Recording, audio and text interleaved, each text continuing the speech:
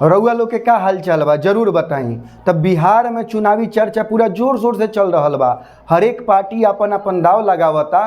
तो यही विषय पर हम चर्चा करे आयल बनी और ई चर्चा विधानसभा वाइज चली, यानी हर एक विधानसभा के हमनी के एनालिसिस कल जाई, ओकरा बारे में बतावल जाई। तो आज जो चर्चा बा मरहौरा विधानसभा के बारे में बा।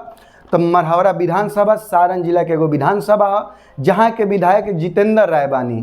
तो जितेंद्र राय जी के कार्यकाल जे बा 2010 से शुरू होला, 2010 में चुनाव जीतनी, 2015 में चुनाव जीतनी, 2020 में भी जीतनी, 2022 में वहाँ के मंत्री बने के भी सौभाग्य मिलल। तो बिहार सरकार में कला संस्कृति और युवा विभाग के मंत्री बननी।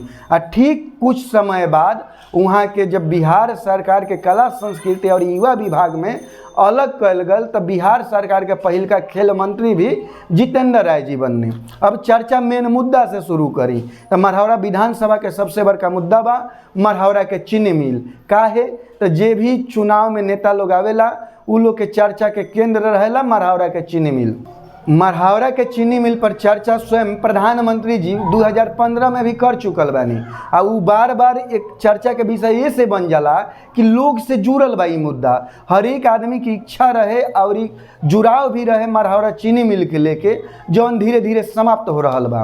अब मरहौरा चीनी मिल के बारे में रउआ के बता दी कि ई जब बंद भइल रहे तो ऐसा कहल जाला कि लालू प्रसाद यादव के कार्यकाल रहे, लेकिन मरहौरा चीनी मिल जे बा वो घड़ी भारत सरकार के कपड़ा मंत्रालय के अधीन रहे और वो समय केंद्र में भाजपा के सरकार रहे। अब सबसे बड़का मुद्दा ये उठेला कि सारण के सबसे बड़का औद्योगिक क्षेत्र रहे और बिहार में भी जानल मानल औद्योगिक क्षेत्र रहे जहाँ के उद्योग धंधा पहचान रहे, लेकिन अब वहाँ खाली कबाड़ी बचल बा। तो जितेंद्र राय जी से पहिल का सवाल ई बा विधायक के रूप में जौन वहाँ के कर सकत रहनी है ना कहनी है उ कि मरहौरा के चीनी मिल के स्क्रैप चोरी होता, कबाड़ी चोरी होता, ओकरा के रोकेला का प्रयास कइल गइल। वहाँ के प्रशासन के सामने कई बार सवाल उठैनी, करोड़ों के माल चोरी हो गल। दूसरी का सबसे बड़का सवाल हमारा मन में उठेला कि जब वहाँ के कला संस्कृति और युवा विभाग के मंत्री रहनी तो उस समय में सारण जिला के सबसे बड़का धरोहर, ऐतिहासिक धरोहर चिरांद के रहे। चिरांद में जौन पुरातात्विक अवशेष मिलल बनू उ पूरा भारत में नौपाषाण कालीन इतिहास के साक्ष्य में कश्मीर के बुर्ज के बाद सबसे ज़्यादा साक्ष्य चिरांद से मिलल बा, जौना के कोनो संरक्षण ना भल। तो एगो विधायक के रूप में वहाँ से सवाल रही, एगो मंत्री के रूप में सवाल रही, वहाँ के का कइले बानी ये पर जरूर बताएं। हालांकि जब भेंट होई तो हमको पूछ लें। अब वहाँ के और चर्चा कर लिया। तो चूँकि मरहौरा के में रउआ ITI भी बा, मरहौरा में पॉलिटेक्निक भी बा, मरहौरा के ठीक ठाक विकास भी भइल बा, पुल पुलिया के मुद्दा उठत रहेला, नल जल के भी आपूर्ति होता तो ओमें टूट होत रहेला, ओकरा के मुद्दा उ बनेला, लेकिन उतना बड़का मुद्दा ना बन पावे। जातीय समीकरण के बात कल जाए तो यादव और भूमिहार बहुल विधानसभा क्षेत्र बा, तो जहाँ दोनों के वोट मायने रखेला। अगर जितेंद्र राय जी के मंत्री पद पर रहत हुए बात कल जाओ कि का काम कैले बनी, तो वहाँ के जब खेल मंत्री रहनी वो घड़ी 311 गो प्रखंड में पूरा बिहार के स्टेडियम के योजना के शुरुआत कैनी। ओकरा बाद south Asian women film festival होके चाहे G20 लगी प्रदर्शनी होके जौन म्यूजियम में लगावल गल रहे, तो इस सब के सफलतापूर्वक निर्वहन भइल।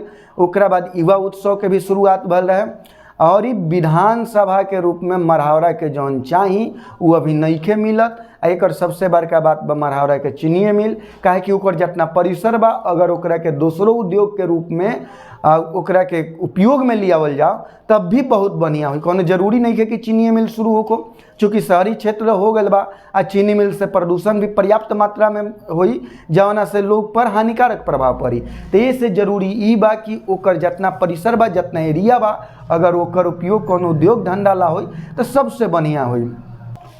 अब बात कल जाए विपक्ष में, तो जदयू के अल्ताफ आलम जी जे जदयू के जिला अध्यक्ष बानी वो पिछला बार चुनाव लड़ल रहे, लेकिन वो हार गइलन। जदयू में भी फूट शुरू हो जाला, चूँकि जदयू भाजपा गठबंधन में बा तो संभावना ये हो जाला जदयू के कि वहाँ भाजपा के वोट जे बा पूरा वो जदयू ना ले पावे, जेकरा कारण जितेंद्र राय जी जीत जालन। अब हार जीत काम पर भी निर्भर करेला, जातीय समीकरण पर भी निर्भर करेला। तो रउआ लोग सब बढ़िया से जानत नहीं। मरहौरा में एगो रेफरल अस्पताल यानी अनुमंडलीय रेफरल अस्पताल जे बा ओकर बिल्डिंग बन के तैयार हो गई बा, लेकिन ओकर संचालन आज तक शुरू ना भल। चूँकि मरहौरा के एरिया ज़्यादा बा, ओकरा के जल्दी शुरू हो जाए के चाहिए। ये लागी विधायक जी का प्रयास कैले बानी, ई रउआ लोग सब कोई जानत नहीं, काहे कि रउआ लोग स्थानीय बानी। अब सब विषय मिला के मरहौरा विधानसभा के बारे में रउआ लोग का सोचत नहीं। अगर कोनो अतिरिक्त जानकारी बा रउआ भी तो जरूर कमेंट करी। बहुत बहुत धन्यवाद।